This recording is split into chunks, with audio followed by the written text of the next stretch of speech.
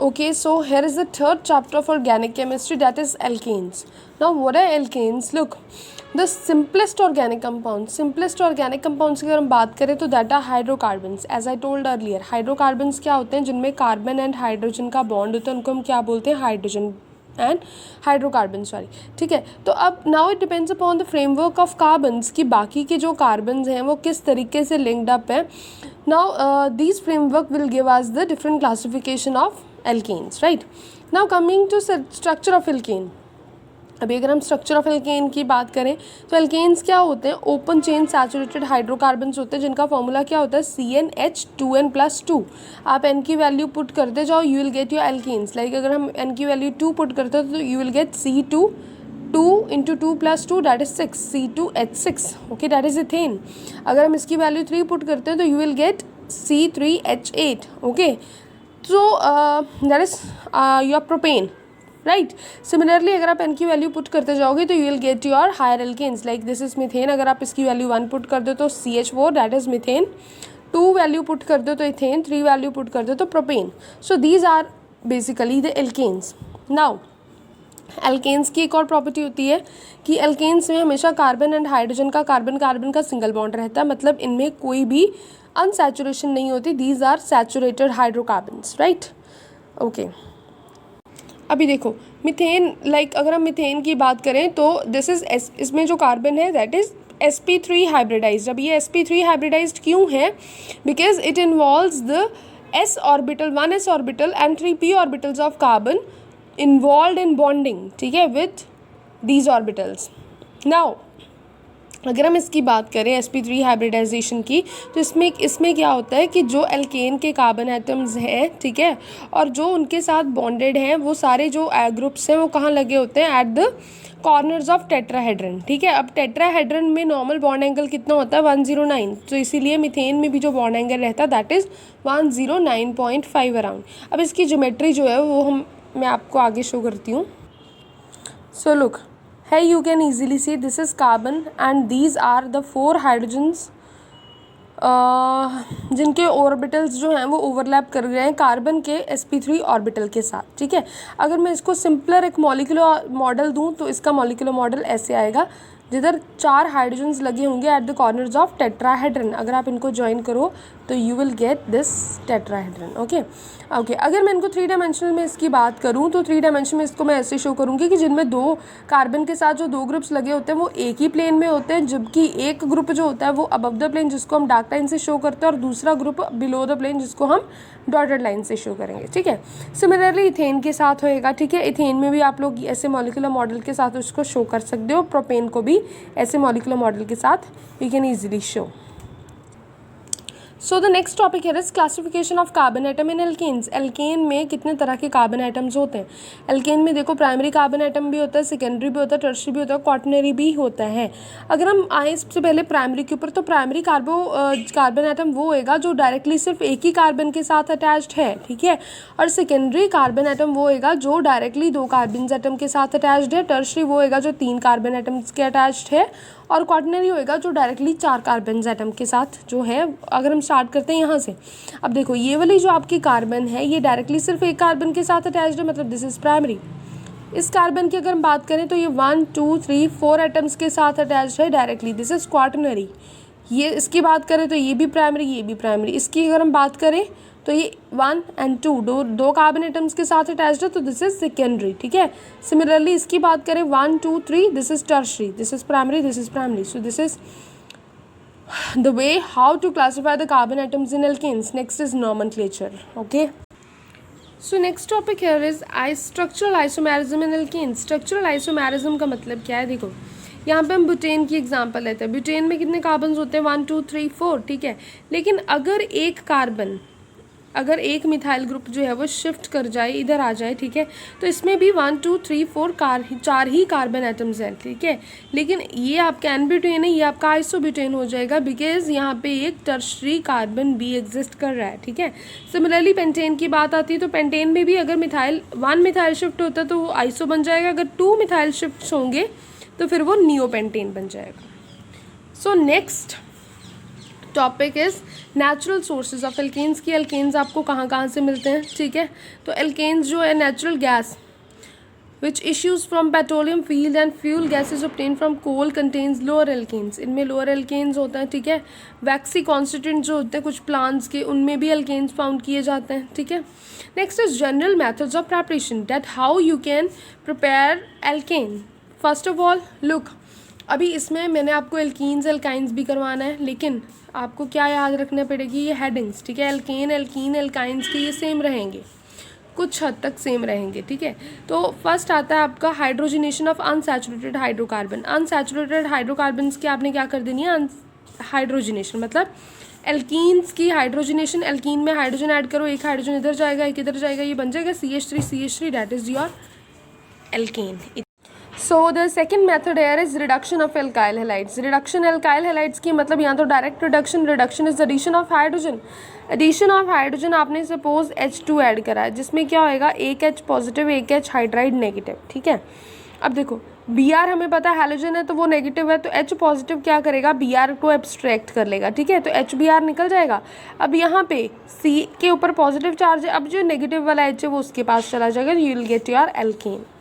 Second आपका reduction का method है, जिसमें आप रिडक्शन तो करोगे but by forming Grignard's reaction. Grignard's reaction क्या होता है, RMgX, ठीक है। वाटर ऐड करा आपने इसमें, ठीक है, ये बन गया H positive and OH negative, मतलब बेसिकली तो हमें H पॉजिटिव ही ऐड करना है ना।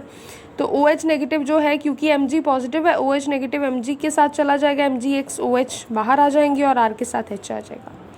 Third reaction is very important, that is Wurtz reaction. Wurtz reaction क्या होती है, जिसमें एल्काइल हैलाइड के साथ, दो एल्काइल हैलाइड के मॉलिक्यूल्स हम लेते हैं, ठीक है, उसको सोडियम मेटल के साथ रिएक्ट करवाते हैं, ठीक है। तो बेसिकली होता क्या है, NaX आपका बाहर आ जाता है, यहाँ ये भी बॉन्ड ब्रेक कर जाता है, ये भी, मतलब NaX, दो सोडियम थे, दो ही X, तो 2 NaX मॉलिक्यूल्स बाहर आ जाते हैं और RR एल्केन बन जाता है, okay.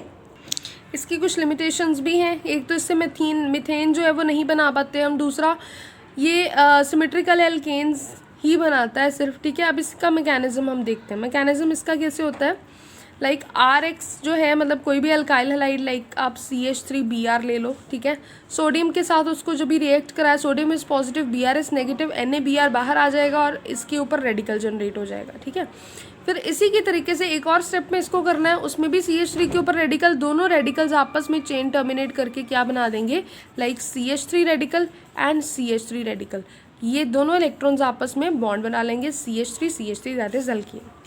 Next is Corey House synthesis. Corey House synthesis, ये वुड्स रिएक्शन थोड़ी बेटर होती है, बिकॉज इसमें हाई नंबर ऑफ जो कार्बन एटम्स के एल्केन्स हैं हम लोग बना सकते हैं। इसमें हम एल्काइल हैलाइड को रिएक्ट करवाते हैं किसके साथ, लिथियम डाइएल्काइल कॉपर। अगर आप देखो तो ये सारे हमने फर्स्ट कैटेगरी कौन सी करी है, जिसमें हमने डायरेक्ट हाइड्रोजनेशन करी। सेकेंड हम कर रहे हैं रिएक्शन ऑफ एल्काइल हैलाइड। तो रिएक्शन ऑफ एल्काइल हैलाइड में हमने क्या करा, पहले तो डायरेक्ट हाइड्रोजनेशन जो रिडक्शन करी है, ठीक है, मतलब एडिशन ऑफ हाइड्रोजन। फिर हमने क्या किया, ग्रिग्नार्ड रिएक्शन। अब थर्ड कैटेगरी ये आ रही है, फिर वुड्स रिएक्शन करा। अब कोरी हाउस सिंथेसिस में भी हमारा जो रिएक्टेंट है वो एल्काइल हैलाइड ही रह रहा है, ठीक है, ओके। तो एल्काइल हैलाइड के साथ हम करेंगे लिथियम डाइएल्काइल कॉपर को रिएक्ट करवाएंगे, ठीक है, इससे भी एल्केन बन जाता है और बाकी का आपका लिथियम हैलाइड बाहर आ जाता है और कॉपर बाहर आ जाता है, ठीक है। अभी हम इसका मैकेनिज्म देखते हैं कि ये कैसे होता है।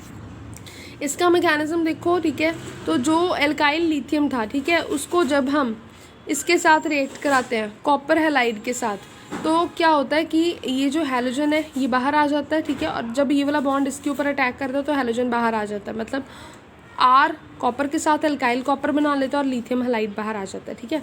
अभी ये जो एल्काइल कॉपर बनाना है, इसको हम यूज़ करके इसका डाइएल्काइल कॉपर कैसे बनाएंगे, लिथियम एल्काइल के साथ उसको फिर से रिएक्ट करवाया और ये डाई एल्काइल कॉपर बन गया, ठीक है। अब ये डाई एल्काइल जो आपका क्यूपरेट है, ठीक है, सॉरी क्यूपरेट कॉपर बोल रही हूँ, डाई एल्काइल क्यूपरेट अनाइन जो है, ठीक है, इसको आपने एल्काइल हैलाइड के साथ रिएक्ट करवाना। ये नेगेटिव है, ये R के पास जाएगा because R is positive and halogen is negative, ठीक है। तो ये बन जाएगा R2 copper R and halogen, right. अब इसमें क्या होएगा कि हैलोजन तो आपका एसएच बाहर आ जाएगा, ठीक है, और एक R कॉपर के साथ बाहर आ जाएगा, तो बचा क्या, RR, that is alkane. Next is Kolbe's electrolytic reaction, ये तो आप सबको पता ही होगी कैसे हम करते हैं, ठीक है। इसको यूज़ करके पोटेशियम सॉल्ट्स को या सोडियम सॉल्ट्स को या पोटेशियम सॉल्ट को, किसी को भी आप यहाँ पे यूज़ कर सकते हो, उसकी हाइड्रोलिसिस करवा देनी। इसकी हाइड्रोलिसिस करवाने से क्या होता है, alkane, sodium hydroxide and hydrogen release out हो जाती है। अब ये रिएक्शन कैसे होता है, फर्स्ट स्टेप इसका क्या होता है कि जब भी आपने सोडियम सॉल्ट लिया, ठीक है, इसकी आयनाइजेशन करवानी है। आयनाइजेशन सोडियम पॉजिटिव और यहाँ पे नेगेटिव, मतलब आयंस बन गए, ठीक है।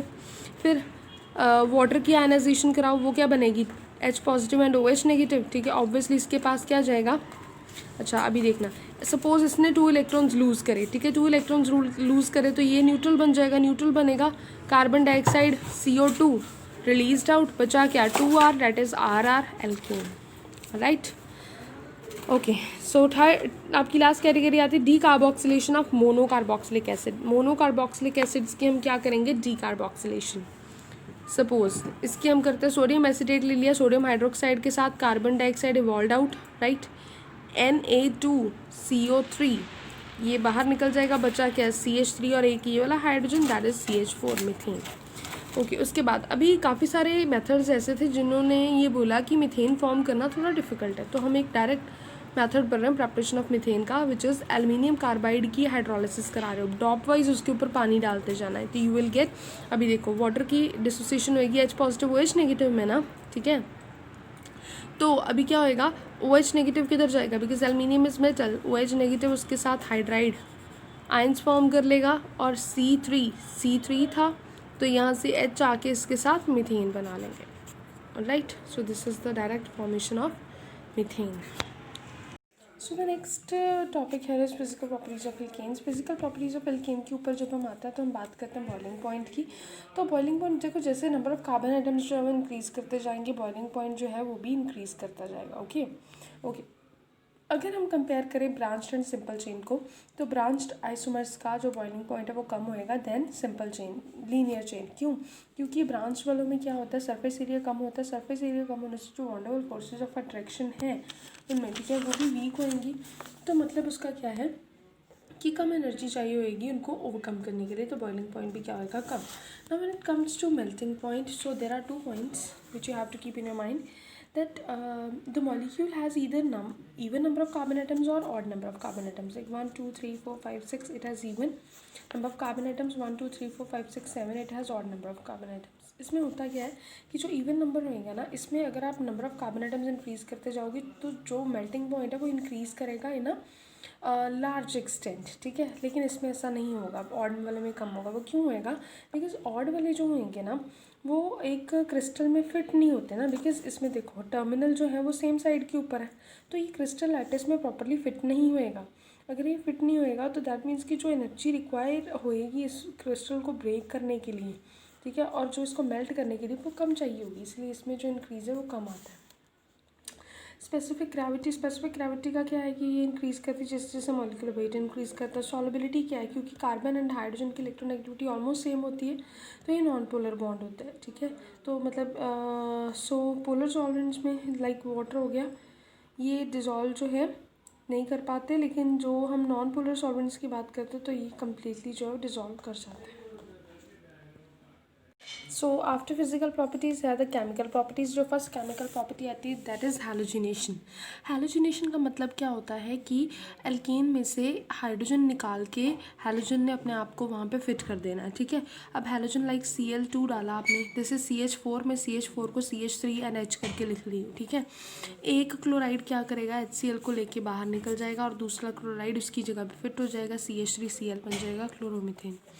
सिमिलरली जब हम इस प्रोडक्ट में अगेन Cl2 डालते हैं तो अगेन एक प्रोटॉन बाहर निकलेगा, CH2 बच जाएगा और क्लोरीन एक ऐड हो जाएगा Cl2, CH2Cl2 that is dichloromethane. Similarly अगर फिर से हमने इस प्रोडक्ट में Cl2 डाला तो वो क्या बन जाएगा, CaCl3 दैट इज ट्राइक्लोरोमीथेन। अगेन डाला तो CCl4 that is carbon tetrachloride. Iodination जो है वो भी इसी तरह से होती है, ठीक है। आयोडीनेशन भी आयोडीन लग जाएगा, मिथाइल आयोडेट बन जाएगा। लेकिन कमिंग टू फ्लोरिनेशन, देखो we have 4 halogens, fluorine, chlorine, bromine, iodine. Bromine and जो क्लोरीन है उनकी हमने बात कर ली है, आयोडीन की भी कर ली। Now coming to fluorination.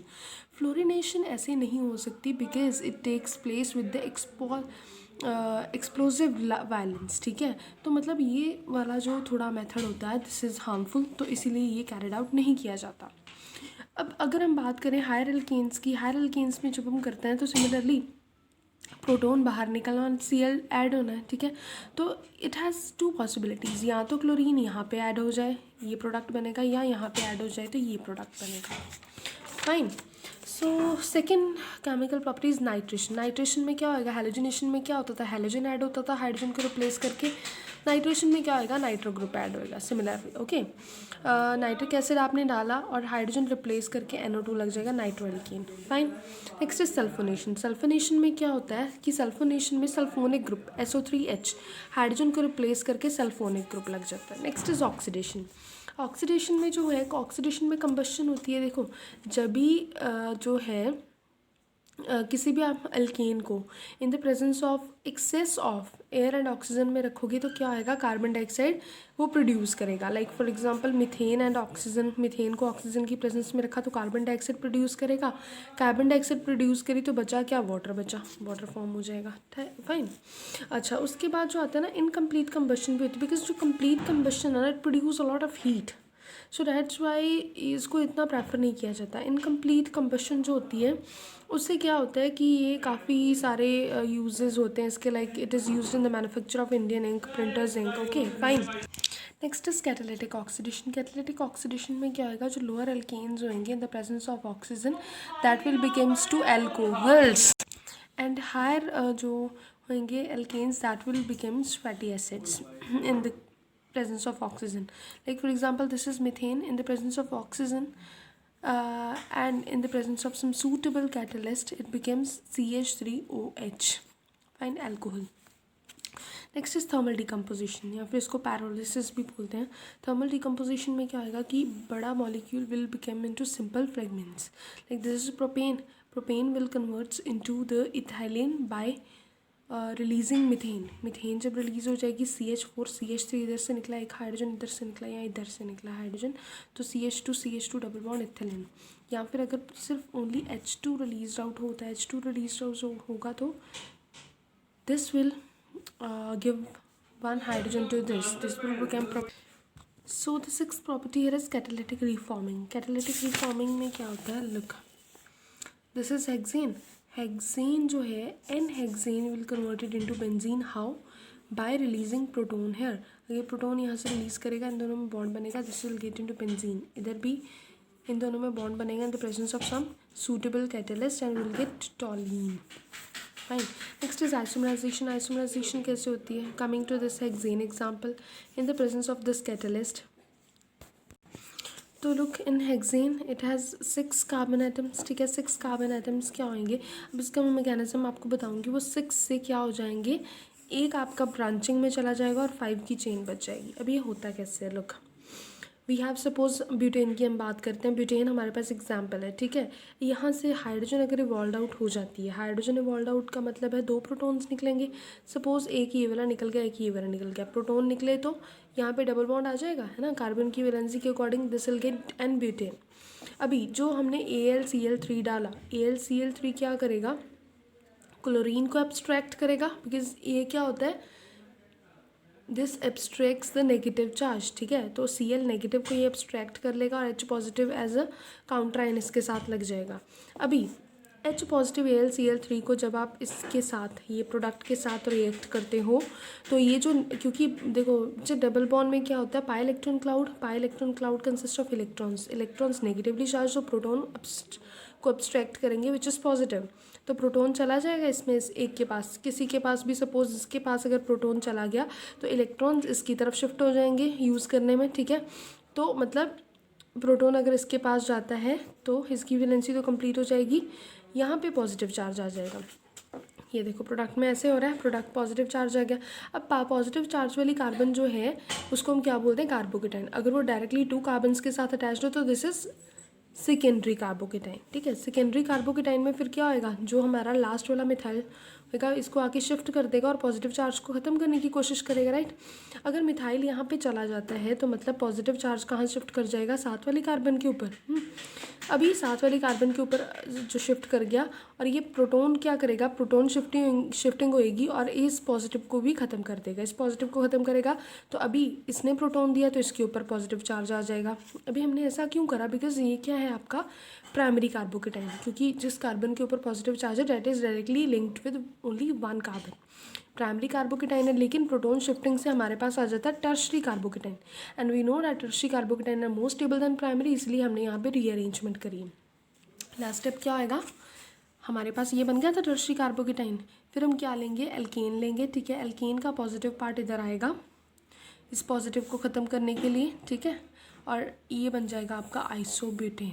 So this is the reason why here iso alkane is formed. Okay, next is mechanism of halogenation of alkanes. Alkanes के हेलोजिनेशन का क्या मैकेनिज्म रहता है बच्चे, ये बात हमेशा याद रखो। हेलोजिनेशन ऑफ एल्केन में we have 3 steps, chain initiation, chain propagating and chain terminating step. Fine, first is chain initiation. Chain initiation में होता है जिसमें आपको रेडिकल जनरेट करना होता है, ठीक है।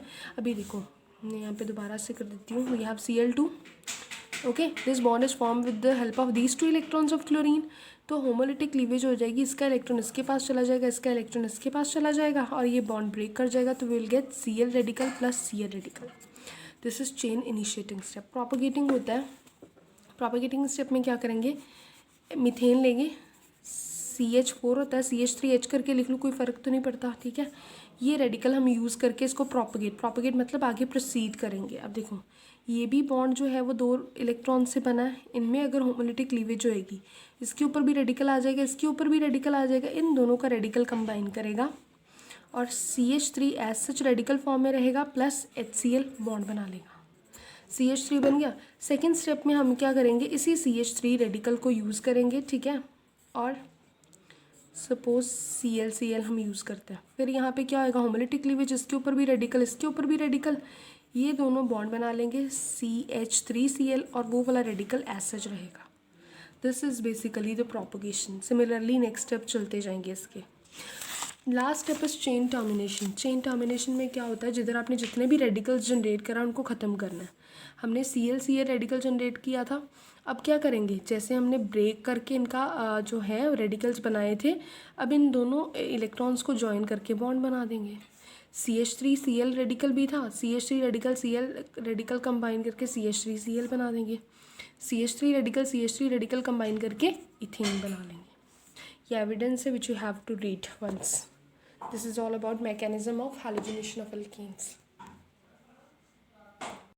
सो द नेक्स्ट टॉपिक है some important aspects of halogenation of alkanes की। जब हम बात करते हैं हैलोजिनेशन ऑफ एल्केन की तो कुछ इंपॉर्टेंट चीज़ें हैं जिनका हमको ध्यान रखना पड़ता है, ठीक है। उनमें से फर्स्ट चीज़ जो आती है that is relative reactivity of halogens. अब हैलोजेंस जो हैं उनका ऑर्डर ऑफ रिएक्टिविटी क्या है इन द हैलोजिनेशन ऑफ, कि अगर आप लोग एल्केन की हैलोजिनेशन करते हो, हैलोजन ऐड करते हो, तो कौन सा वाला हैलोजन जो है वो सबसे पहले ऐड हो जाएगा। तो इसका ना ऑब्जर्व्ड ऑर्डर जो होता है वो होता है fluorine, then chlorine, then bromine, then iodine. अब इसको हम लोग जस्टिफाई कैसे करेंगे, देखो फॉर दिस हम लोग क्या करते हैं, हम ऑर्डर ऑफ रिएक्टिविटी के साथ एनर्जी चेंजेस ले लेते हैं, ठीक है। इनिशिएशन में भी और टर्म प्रोपगेशन में भी हम लोग ये first step initiation, chain initiation, then is, क्योंकि हमें पता है हैलोजिनेशन ऑफ एल्केन कौन सा वाला मैकेनिज्म फॉलो करता है, फ्री रेडिकल मैकेनिज्म, जिसमें फर्स्ट स्टेप होता है चेन इनिशिएशन, सेकंड स्टेप होता है प्रोपगेशन, राइट। तो हमने इनिशिएशन भी ले लिया, अब हैलोजन हमने चेंज करा, फ्लोरीन, क्लोरीन, ब्रोमीन, आयोडीन, चारों केसेस में हमने लिया, ठीक है। अभी पता है क्या होता है, एनर्जी ऑफ एक्टिवेशन तो हमने बेसिकली लेना था, बिकॉज ना एनर्जी ऑफ एक्टिवेशन जो है लेकिन हर एक रिएक्शन के लिए, हर एक स्टेप के लिए निकालना बहुत डिफिकल्ट होता है, इसलिए हम लोग क्या निकाल देते हैं, instead of energy enthalpy, delta H निकाल लेते हैं हम, ठीक है। तो डेल्टा H की वैल्यूज़ हमने देख ली, ठीक है। तो इनिशिएशन के लिए ये वैल्यूज़ आ रही हैं, ठीक है, और ये प्रोपगेशन के सेकंड स्टेप के लिए इतनी आ रही हैं और नेक्स्ट स्टेप के लिए इतनी आ रही हैं, ओके। अभी हम लोग सबसे पहले चलते हैं फर्स्ट स्टेप के ऊपर। फर्स्ट स्टेप में आप लोग क्या देख रहे हो, फर्स्ट स्टेप में आयोडीन की वैल्यू सबसे ज़्यादा कम है, मतलब एनर्जी या एंथैल्पी जो है वो सबसे ज़्यादा कम इसकी है, तो मतलब कि सबसे ज़्यादा रिएक्टिव तो आयोडीन होना चाहिए, राइट। लेकिन आयोडीन तो हमारा एंड में आ रहा है, तो मतलब यहाँ पे क्या है कि हमारा ये वाला स्टेप, फर्स्ट स्टेप जो है, दैट इज़ नॉट यूजफुल और it can not be responsible for the observed order of reactivity. इस ऑर्डर ऑफ रिएक्टिविटी के लिए ये रिस्पॉन्सिबल नहीं है। तो फिर हम चलते हैं थर्ड स्टेप के ऊपर। अभी थर्ड स्टेप में आप लोग देखोगे तो थर्ड स्टेप में क्या आ रहा है, ये वैल्यूज़ ऑलमोस्ट सेम आ रही हैं, क्लोरीन, ब्रोमीन, आयोडीन की वैल्यू ऑलमोस्ट सेम आ रही है, ठीक है। तो मतलब in this we can say कि कोई भी वैल्यू जो है वो सेम तो हो नहीं सकती, उनमें डिफरेंस आएगा, तो मतलब ये हमारा थर्ड स्टेप भी जो है वो इतना यूज़फुल नहीं है। अभी हम लोग आ जाते हैं हमारे सेकेंड स्टेप के ऊपर। अभी सेकेंड स्टेप में हमारे में क्या हो रहा है कि जो आपका हैलोजन था वो मीथेन के साथ से क्या निकाल रहा है, वो प्रोटॉन अब्स्ट्रैक्ट कर रहा है, तभी तो ये H एंड X बन रहा है ना, ठीक है। और ये फिर दोबारा जो है वो रेडिकल जनरेट कर रहा है। नाउ अगर हम इस स्टेप में एनर्जी ऑफ एक्टिवेशन देखें तो एनर्जी ऑफ एक्टिवेशन फ्लोरीन के लिए 17 किलो जूल होती है, क्लोरीन के लिए 75 किलो जूल। यहाँ उन्होंने डेल्टा H लिखा है, ठीक है। तो मैं डेल्टा E की बात कर रही हूँ, E एनर्जी ऑफ एक्टिवेशन की बात कर रही हूँ। तो फ्लोरीन के लिए 17 किलो जूल होती है, क्लोरीन के लिए 75 होती है, ओके। और जो है इसके लिए ब्रोमीन के लिए वो वैल्यू रहती है अराउंड, सॉरी, ये जो मैंने दो वैल्यूज़ की बात करी है ना, 17 and 75, data for chlorine and bromine. Chlorine के लिए कितनी वैल्यू रहती है 17 किलो जूल, ब्रोमीन के लिए कितनी रहती है 75 किलो जूल, राइट। और ये वैल्यू जो है वो फ्लोरीन के लिए बहुत ज़्यादा कम रहती है, around 1 to 2 kilo joule, okay. और जो आयोडीन है, आयोडीन के लिए ये वैल्यू काफ़ी ज़्यादा हाई रहती है, 138 किलो जूल, राइट। तो अभी मतलब ये तो फिर हमारा सेकंड स्टेप जो है, देखो एनर्जी सबसे ज़्यादा कम इसमें है, मतलब ये सबसे ज़्यादा रिएक्टिव, तो देखो फ्लोरीन, इसके बाद ये क्लोरीन है, तो मतलब क्लोरीन, फिर ब्रोमीन, फिर आयोडीन। तो मतलब हमारा सेकंड स्टेप जो है वो इस ऑर्डर ऑफ रिएक्टिविटी को बिल्कुल सही जस्टिफाई कर रहा है। अभी बेसिकली क्या हो रहा है कि हम लोग इसमें एक्टिवेशन एनर्जी निकाल रहे हैं, तो that are basically what, that is basically the fraction of effective collisions, कि जब ये वाला हैलोजन जो है वो मीथेन के साथ कितनी इफेक्टिव कोलिजन्स कर रहा है, बेसिकली वो मेजर कर रहे हैं हम in terms of activation energy, right, ठीक है। तो अभी क्योंकि क्या है कि हम यहाँ पे क्या देखेंगे कि जो इफेक्टिव कोलिजन्स होती है ना, क्लोरीन के केस में अगर हम देखें तो 40 में से एक इफेक्टिव कोलिजन उसकी रहती है जो रिएक्शन को कैरिड आउट करने के लिए रिस्पॉन्सिबल है। एट द सेम टेम्परेचर अगर हम ब्रोमीन की बात करें तो ब्रोमीन के केस में 10 मिलियन कोलिजन्स में सिर्फ एक कोलिजन इफेक्टिव रहती है। तो मतलब आप लोग सोच सकते हो कि क्लोरीन के केस में 40 कोलिजन्स में से एक इफेक्टिव निकल आती है, लेकिन उसके केस में, ब्रोमीन के केस में 10 मिलियन कोलिजन्स में एक कोलिजन इफेक्टिव होती है। तो इसका मतलब यहाँ पे क्या है कि अब देखो ब्रोमीन ने 10 मिलियन कोलिजन्स करी, फिर उसके बाद उसकी एक इफेक्टिव कोलिजन कोलिजन है वो इफेक्टिव निकली। तो इसका मतलब यहाँ पे क्या है कि ब्रोमीन के पास काफ़ी ऐसे चांसेस आते हैं जिसमें वो क्या करता है कि ब्रोमीन का रेडिकल किसी और ब्रोमीन के साथ, क्योंकि वो फटाफट कोलाइड करता रहता है अपनी इफेक्टिव कोलिजन को फाइंड आउट करने के लिए, तो उसके पास बहुत सारे ऐसे चांसेस, 10 मिलियन कोलिजन्स आप लोग सोच सकते हो कितनी होंगी। तो वो दूसरे किसी ब्रोमीन के साथ है जो ब्रोमाइड रेडिकल या मिथाइल रेडिकल, उनके साथ अपने आप को जब कोलाइड कर लेता है गलती से भी या कैसे भी रैंडमली कोलाइड कर लेता है, तो उस केस में उसकी जो सारी चेन है वो टर्मिनेट हो जाती है। बिकॉज हमें पता है जब दो रेडिकल्स आपस में कंबाइन करते हैं तो चेन टर्मिनेट कर जाते हैं। तो इसीलिए जो ब्रोमीन के केस में है चेन लेंथ बहुत छोटी होती है as compare to chlorine, alright. अच्छा, अभी हम लोग आ जाते हैं फ्लोरिनेशन के ऊपर। अभी फ्लोरिनेशन तो हमें पता ही है कि फ्लोरिनेशन नो डाउट बहुत जल्दी हो जाएगी, पर इसमें क्या होएगा कि लेंथ जो है वो भी काफ़ी लंबी रहेगी। लेकिन क्या होता है इसमें जो ओवरऑल फ्लोरिनेशन होती है ना, actually reaction that is highly exothermic. आप लोग देख सकते हो कि एक्सोथर्मिक रहती है, बहुत ज़्यादा एक्सोथर्मिक रहती है, -133 है। तो बहुत ज़्यादा एक्सोथर्मिक रहने के कारण क्या होता है, एक्सप्लोजिव नेचर होता है इसका, okay. So this can be explain on basis of its highly negative value. Next comes to iodination. अभी आयोडिनेशन में क्या होता है, आयोडिनेशन में देखो एनर्जी बहुत ज़्यादा 138 किलो जूल, मतलब इसकी रिएक्टिविटी बहुत कम होगी, इनफैक्ट इतनी कि हम इसको नेग्लिजिबल रेट देंगे, ओके फाइन। इसके बाद क्या आ जाता है। अभी देखो सेकंड स्टेप हमने यूज़फुल माना इन explaining the order of reactivity, ठीक है। तो अभी सेकंड स्टेप में बेसिकली क्या हो रहा है कि इसका मतलब क्या है कि रिएक्टिविटी हैलोजेंस की टुवर्ड्स द एल्केन्स कैसे हम इसको लिंक कर सकते हैं। हम उसको बेसिकली लिंक कर सकते हैं कि हाइड्रोजन एंड हैलोजन का बॉन्ड कितना स्ट्रेंथन है, ठीक है। जितनी ज़्यादा स्ट्रेंथ होएगी हाइड्रोजन हैलोजन बॉन्ड की, मतलब उतनी ही हैलोजन की ज़्यादा रिएक्टिविटी होएगी, फाइन। उतना ही ज़्यादा जो है आपका हैलोजन वो मीथेन के साथ कोलाइड करके प्रोटॉन अब्स्ट्रैक्ट जल्दी कर लेगा और उतना ही ज़्यादा वो स्ट्रॉन्गर बॉन्ड बनाएगा हैलोजन के साथ, fine. So this is all about this.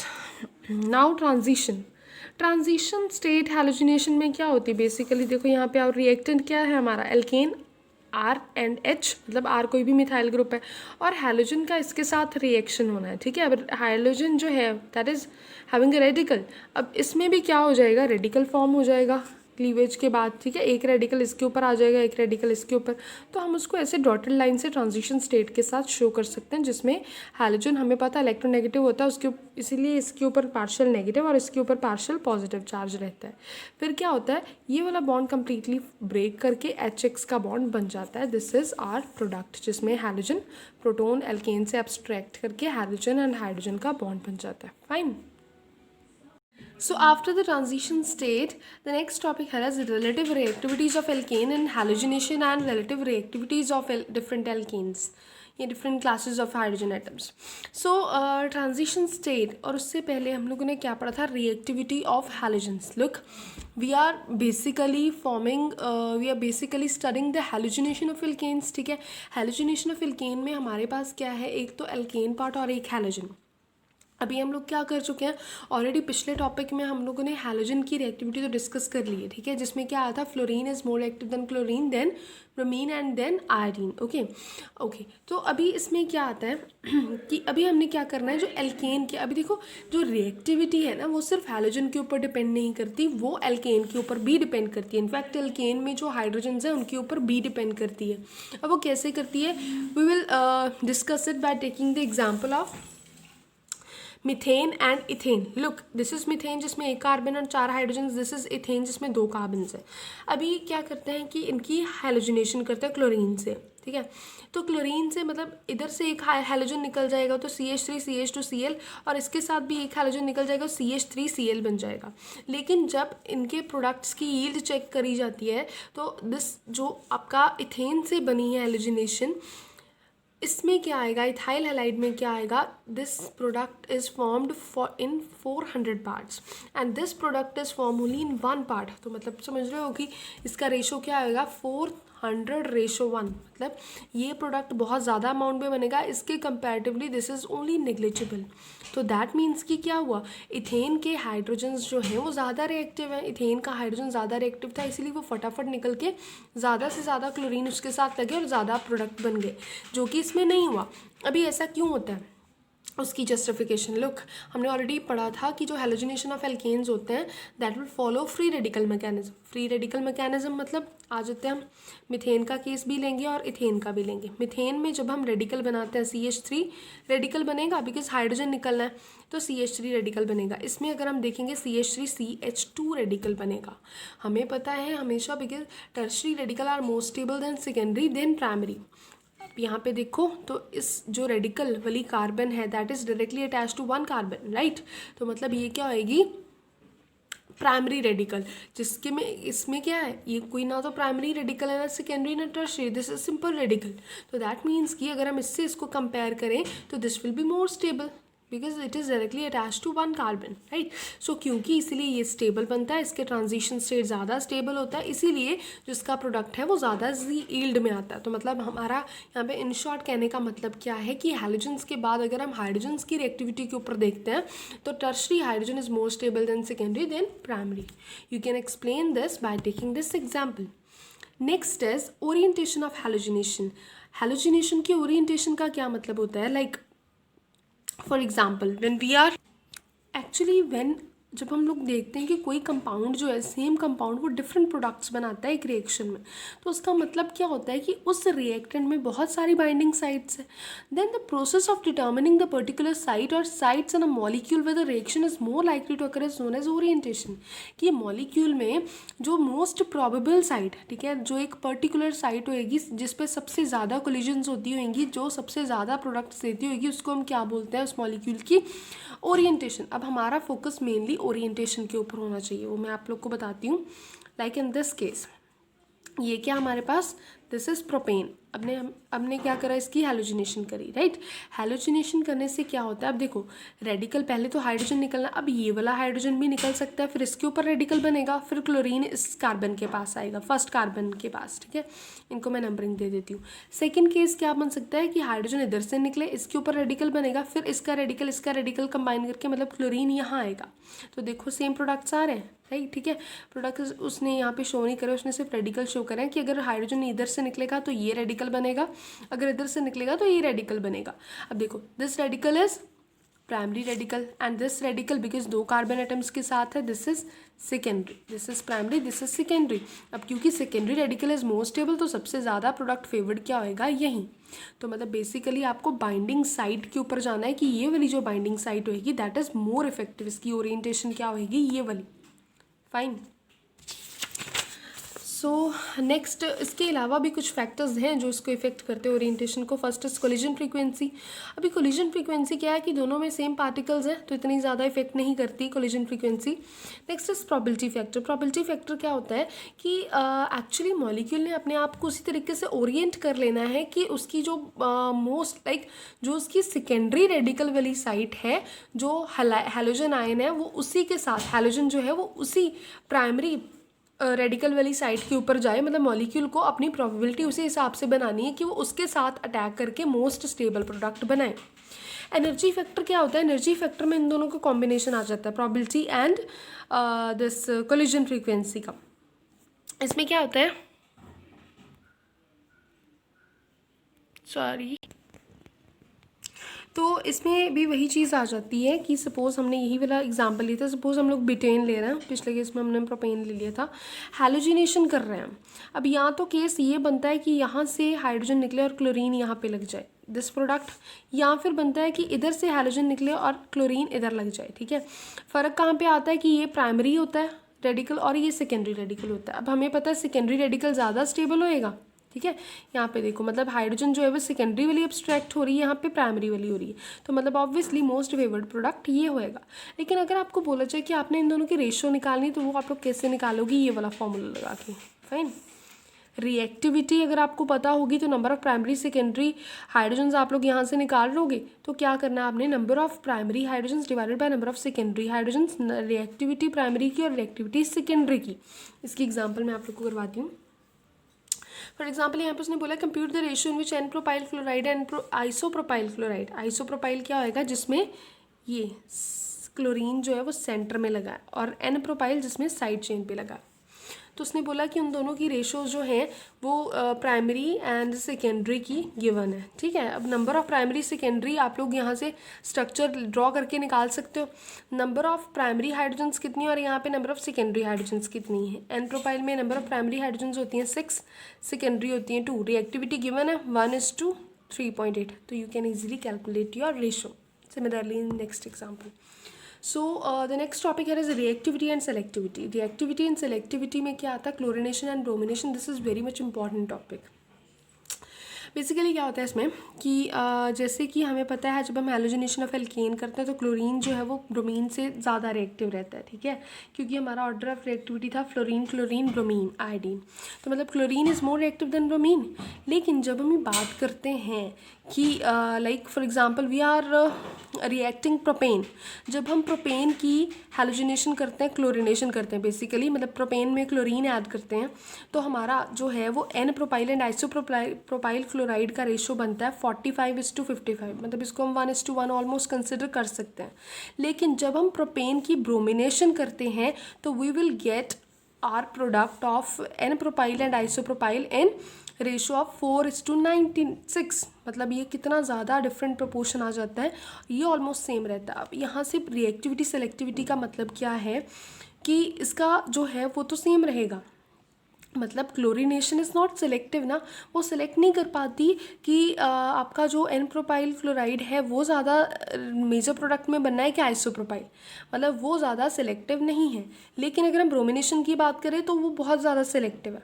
अब रिएक्टिविटी सेलेक्टिविटी की थ्योरी में क्या होता है कि जो आपका अटैकिंग स्पीशीज़ अगर ज़्यादा सेलेक्टिव है तो मतलब वो कम रिएक्टिव होएगी, अगर वो ज़्यादा रिएक्टिव है तो मतलब वो कम सेलेक्टिव होएगी। अब इनमें रिएक्टिविटी एंड सेलेक्टिविटी में इन्वर्स रिलेशन रहता है। जैसे कि मैंने यहाँ पे बोला कि क्लोरीन इज़ लेस सिलेक्टिव, मतलब क्लोरीन फिर ज़्यादा रिएक्टिव होएगी, और ब्रोमीन बोला कि ज़्यादा सिलेक्टिव है तो मतलब वो कम रिएक्टिव होएगी। अब ऐसा क्यों होता है, we can explain by taking this example. Suppose this is your propane, ये क्लोरीन है, क्लोरीन के साथ हम एग्जाम्पल लेते हैं। पहले क्या बनना है, ट्रांजिशन स्टेट। अब क्लोरीन क्योंकि हाईली रिएक्टिव है, ठीक है, हाईली रिएक्टिव होने का मतलब कि ये फटाफट रिएक्ट कर जाएगी उसके साथ, ये इसका ट्रांजिशन स्टेट बहुत ज़्यादा कम होएगा, मतलब ये फटाफट प्रोडक्ट बना देगी, ठीक है। तो अगर क्लोरीन बहुत ज़्यादा रिएक्टिव है, मतलब ये फटाफट प्रोडक्ट बना लेगी, तो इसने तो सेकेंडरी जो हाइड्रोजन है उसको आइडेंटिफाई होने का टाइम ही नहीं देना, इसने जो भी हाइड्रोजन आगे आएगा उसी को अब्स्ट्रैक्ट करके बॉन्ड बना लेना। तो इसीलिए ये रिएक्टिव ज़्यादा है, तो इसीलिए ये सिलेक्टिव नहीं होती। क्यों? Look, I'm explaining again. If chlorine is highly reactive, हमें पता है कि क्लोरीन रिएक्टिव होती है रिएक्टिविटी सीरीज से, राइट। अगर क्लोरीन रिएक्टिव है, अब जो चीज़ रिएक्टिव होएगी वो कम सेलेक्टिव ही होएगी। क्यों? बिकॉज ये इतनी ज़्यादा रिएक्टिव है कि ये उसके साथ फटाफट जाके बाइंड कर जाती है, बिना ये देखे कि इसने सिर्फ किसको निकालना है, इसने प्राइमरी रेडिकल को प्रेफर करना है, सेकेंडरी रेडिकल को प्रेफर करना है, सेकेंडरी हाइड्रोजन को प्रेफर करना है। ये उसको इतना मौका ही नहीं देती कि उसको आइडेंटिफाई करे कि कौन सा प्राइमरी हाइड्रोजन है, कौन सा सेकेंडरी हाइड्रोजन है।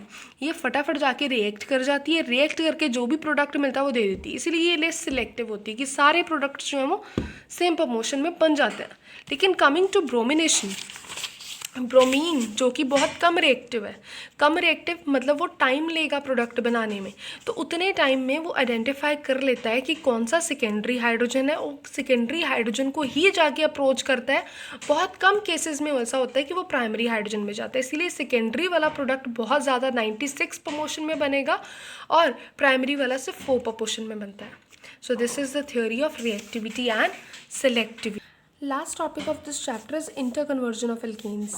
एल्केन्स जो होते हैं ना वो इंटर कन्वर्ट करते रहते हैं, मतलब हायर एल्केन्स जो हैं वो लोअर एल्केन्स को फॉर्म कर सकते हैं, लोअर एल्केन्स हायर एल्केन्स को फॉर्म कर सकते हैं। कैसे? फॉर एग्जांपल यहाँ पे मैं लोअर एल्केन से हायर एल्केन बनाऊंगी, तो दिस इज मिथेन। मिथेन की क्लोरिनेशन करते हैं, CH3Cl बन जाएगा। फिर हम क्या करेंगे, इसका वुड्स रिएक्शन अगर आप लोग को याद हो तो हम लोग क्या करते हैं, CH3Cl +2 सोडियम के साथ हम करते हैं, फिर अगेन CH3Cl, तो NaCl बाहर निकल जाएंगे और CH3 इथेन, मतलब मिथेन से इथेन मिल गया। ओके, सिमिलरली इथेन से आप लोग प्रोपेन बना सकते हो। नेक्स्ट कैटेगरी है जिसमें आप लोगों ने हायर एल्केन से लोअर एल्केन को बनाना है, ठीक है। दिस इज इथेन, इथेन की क्लोरिनेशन करी, CH2Cl आ गया, सोडियम हाइड्रोक्साइड। अब सोडियम ने क्या करना है, क्लोरीन को अब्स्ट्रैक्ट कर लेना, OH लग जाएगा CH2 के साथ, ऑक्सीडेशन करी, इसकी ऑक्सीजन ऐड हो जाएगा और हाइड्रोजन निकल जाएगा। CH2OH था, ये बन जाएगा COH। सोडियम हाइड्रोक्साइड के साथ इसको रिएक्ट करवाया, सोडियम प्रोटोन को क्या कर देगा, रिप्लेस। फिर सोडियम हाइड्रोक्साइड डाला कैल्शियम का ऑक्साइड की फॉर्म में, ठीक है, तो ये क्या बन जाएगा, CH4। Carbon dioxide evolve out हो जाएगी, ठीक है, ये भी निकल जाएगा, एक प्रोटोन इधर आ जाएगा और ये क्या बन जाएगा, methane. So this is the end of this alkanes.